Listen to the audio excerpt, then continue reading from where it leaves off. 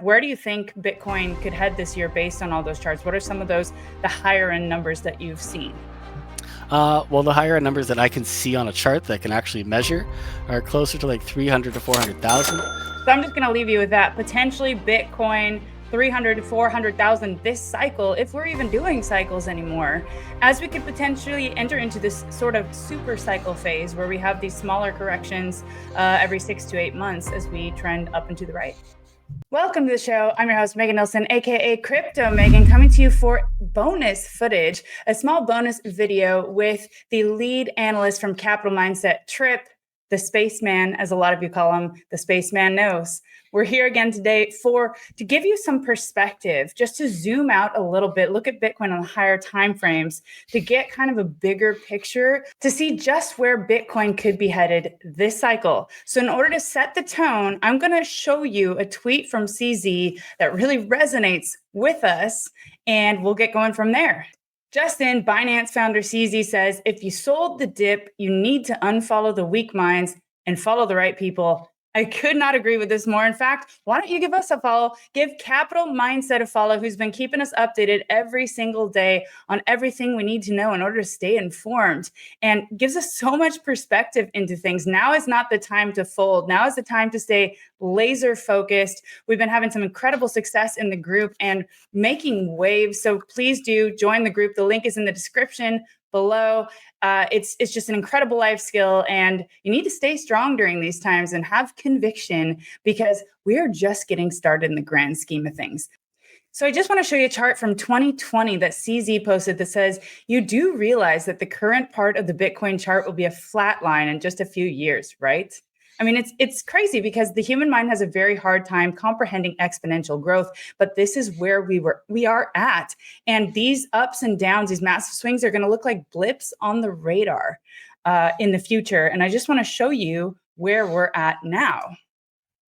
So right here in this red circle, that's 2020, okay? And it's looking almost like a blip on the radar now. I mean, it actually is coming to fruition. It's really crazy to see this play out in real time. And on that note, I'm going to pass it to Trip. Trip, welcome to the show. Hey, Megan. Thank you. How are you today? Great. We're really excited to dig into those charts you got for us, just because I think it's really important to give people a kind of broader perspective on where we're at now in the markets. Right, yeah. So that chart you just pulled up before there from CZ, that was a really good example of what's going on here. If you don't zoom out and you don't look at the big picture, it's really easy to get lost on the smaller swings and you're getting faked out basically on every dip. So you want to be more aggressive on these dips. You want to be a buyer. So they're more of a buying opportunity instead of a selling opportunity. And that's exactly the point that CZ was trying to hit home there. So on this chart, we're going to look at first, this is the 2016 to 2017 rally. This was the part that he was saying that the current part of the Bitcoin price is going to turn into this big pancaked flat line from the 2016 rally for Bitcoin. So we're looking at these two specific swings here. As Bitcoin started to climb higher, it started to go more parabolic over time. You had a couple of these bearish divergences on the RSI. And there was one back here in December of 2016 until about February 2017. And then you had another one in June of 2017 up until about August of 2017. So what we're doing is we're going to compare these cycles to where the price is currently.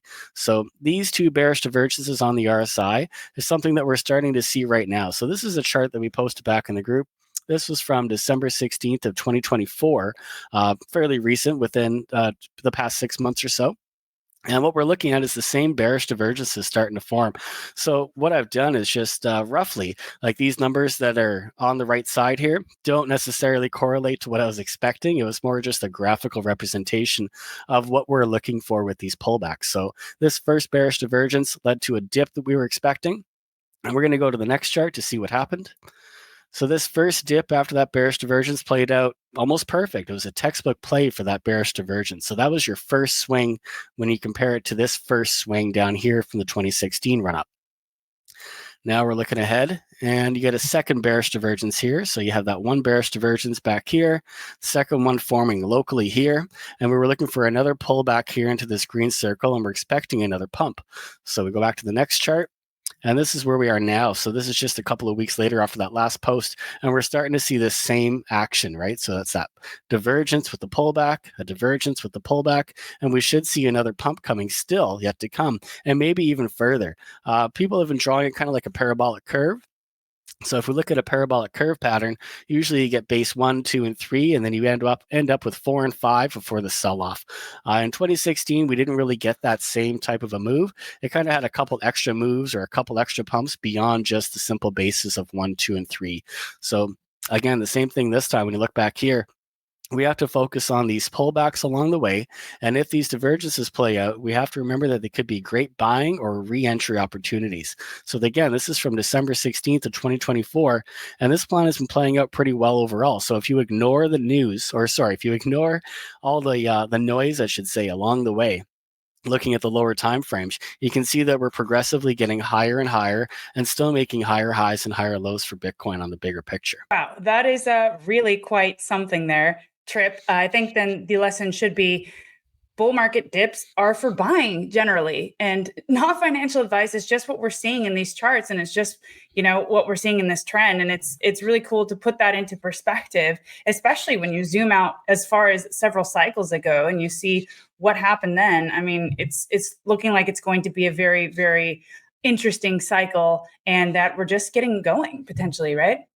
Yeah, definitely. So if we take all the drawings off of this picture, you can already start to see that even the previous rally from the 2021 to those two previous tops, those are starting to be more of the smaller side of the picture now. And this is starting to become a much bigger picture overall. So we're looking for the same effect here that happened back here and that happened back here. This is completely flat by now. The 2018 to 2021 consolidation is almost looking just as flat. I think that when this bull run is actually over, this is going to be more closer to, maybe something like this. If we scale the chart down, and the price could be somewhere up here in these crazy numbers. But really, you're looking for a pancaked version of the current price action or the previous cycle that we just had. And for those of you who can't see the charts, those crazy numbers could be anywhere from 200 to 300,000 plus. I mean, we just don't know how high we could go.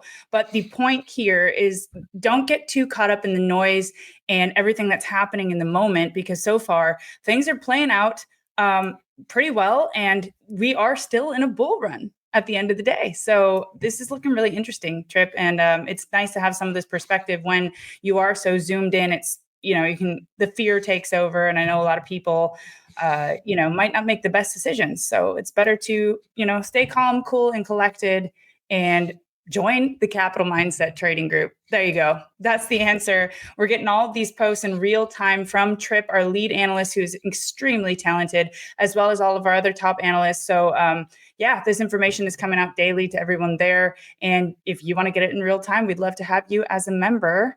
Otherwise, I don't know, Trip, you have anything to add to that? Not a whole lot right now. Really, we're just focusing on this parabolic curve. Really, what I'm focused on here is this green circle compared to the last green circle. If we look at these as bases, these are your longer consolidation periods. These are about 6 months or so each.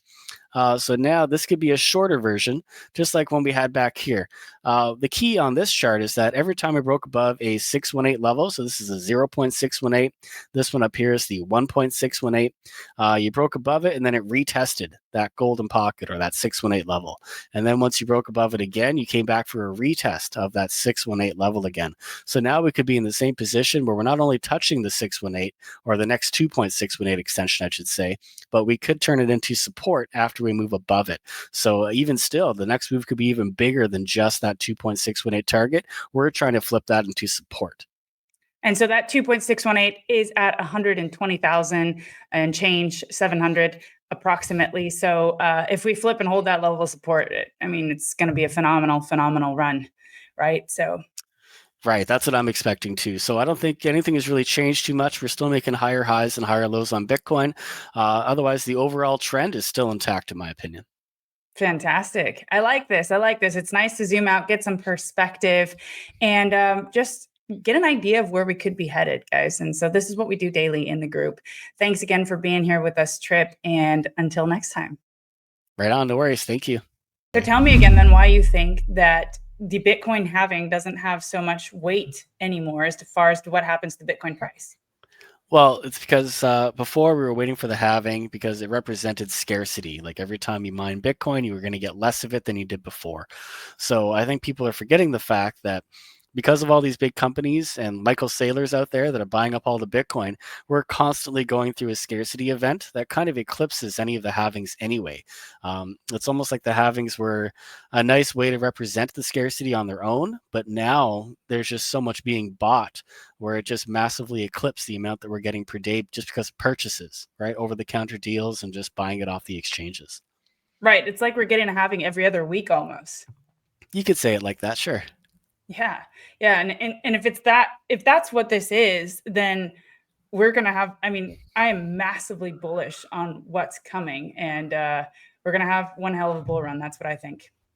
Yeah, definitely. So this is it's a different caliber of a bull run this time. I don't think it's necessarily going to be a 4 year cycle, and everyone's been saying this to you. You hear it all over the place that the 4 year cycles are done. This could be a very long term, maybe a steady growth over a longer period of time, where the bear markets might be shorter, and they could just be shorter term corrections in a longer period of time. So we could look at like the 1 year pullbacks as being the end of a bull market, where now we could start saying that over 10 years, maybe every 6 to 8 months, you get a pullback, but it's still part of a much larger trend that consistently goes higher. So kind of more like the stock market now. Yeah, comparable to what the S&P does or the SPX Mhm. does. Mhm. Really, it's just been steadily growing parabolically forever. But it's also a little different because it's rotating different stocks that take that place of the top 500 stocks. So it's a little different, but I do think graphically on a chart, it'll look somewhat similar. We're going to hit a point where it just keeps going up and we're pretty much just chasing inflation. And the dollar has to match what Bitcoin equals over time. Right. I like to say that fiat has no bottom and Bitcoin has no top. Exactly. So as we wrap this up, where do you think Bitcoin could head this year based on all those charts? What are some of the higher end numbers that you've seen? Well, the higher end numbers that I can see on a chart that can actually measure are closer to like 300 to 400,000. But again, it's just it's based off what I can see and what I've done recently before to measure these moves. But I think we're going to enter into something totally different after this cycle. So it's Oh, hard to wow. measure. So I'm just going to leave you with that. Potentially Bitcoin 300 to 400,000 this cycle, if we're even doing cycles anymore, as we could potentially enter into this sort of super cycle phase where we have these smaller corrections every 6 to 8 months as we trend up and to the right. Yeah, essentially, that's what we'd be looking for. As long as the buyers stay consistent and there's more Michael Saylors being um, steady with their accumulation over time.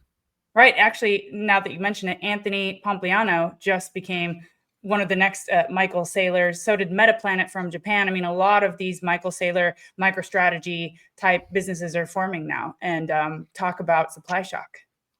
Right. Yeah. The supply shock is something else, right? So we haven't really experienced it before because we always just, like we were talking about, you expect the halving to be that event that covers the scarcity. But now all the Bitcoin is leaving exchanges. I think it's just such a dramatic rate that it's probably going to change everything we thought we knew about how Bitcoin is supposed to perform. Wow. And on that note, I'm going to leave you with that until next time. But for now, very, very bullish on the future of this asset. And we'll keep you informed in the Capital Mindset Trading Group and on our daily YouTubes. Have a good one.